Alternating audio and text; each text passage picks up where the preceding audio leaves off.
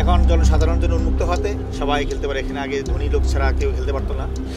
শেখ জামালের একটু ভেঙে ফেলছে ওই ধাক্কাই। একসময় দাপট দেখানো শেখ জামাল ক্লাব এখন ধ্বংসস্তূপ।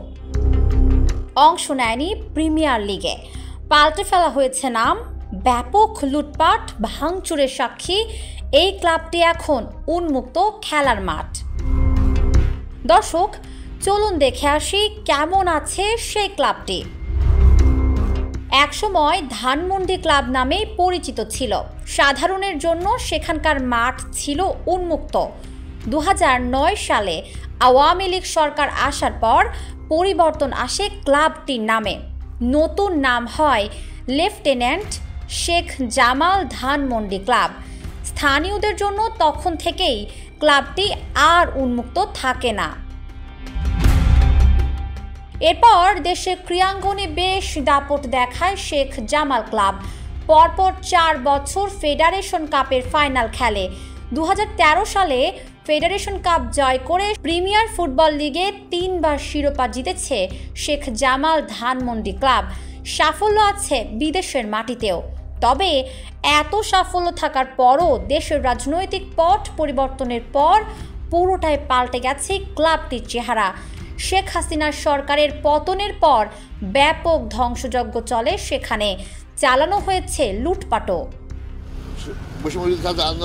বাংলাদেশ সব ভেঙে মূর্তি শেখ জামালের একটু ভেঙে ফেলছে ওই ধাক্কাই। সারা বাংলাদেশের মধ্যে জায়গাটা পড়ছে, ওটা প্রভাব পড়ছে, এটা ঢেউ পড়ছে।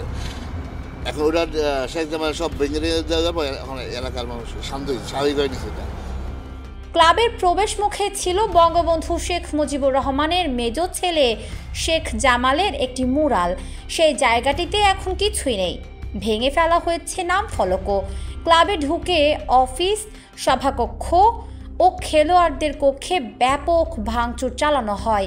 সভাকক্ষে থাকা ক্লাবের বিভিন্ন ট্রফি নিয়ে যায় লুটপাটকারীরা।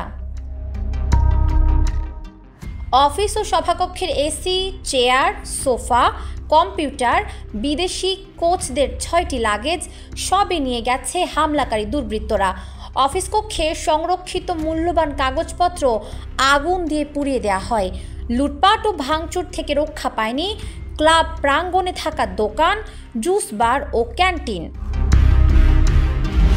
ক্ষতিগ্রস্ত ক্লাবটি প্রতিযোগিতায় অংশ নেওয়ার অযোগ্য হয়ে যায়। নাম পরিবর্তনের বিষয়টিও সামনে চলে আসে। ক্লাবটির প্যাডে লেখা হচ্ছে ধানমন্ডি স্পোর্টস ক্লাব। আগে এই ক্লাবে শুধু সদস্যরাই প্র্যাকটিস করতে পারতেন, এখন এটি সর্বসাধারণের জন্য উন্মুক্ত, যে কেউ প্র্যাকটিস করতে পারে। ক্লাবের সামনে সাঁটানো বিশাল ব্যানার, যেখানে লেখা ক্লাবটি সর্বসাধারণের জন্য উন্মুক্ত। জিনিসটা আমাদের জন্য, সবার জন্য ভালো হয়েছে। সবাই খেলতে পারে। এখানে আগে ধনী লোক ছাড়া কেউ খেলতে পারতো না। এটা একটা আমাদের অসুবিধা ছিল।